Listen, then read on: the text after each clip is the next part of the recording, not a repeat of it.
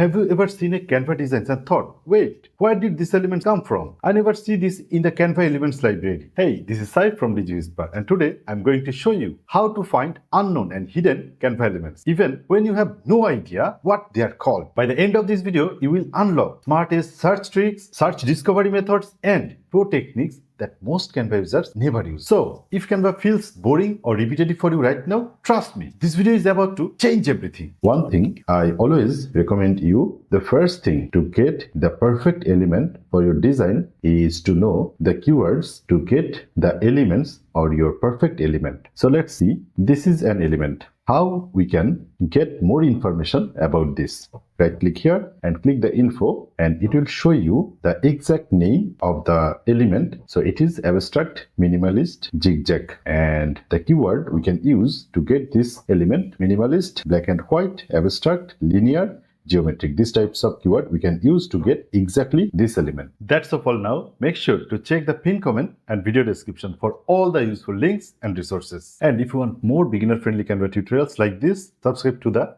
Digi Whisper channel.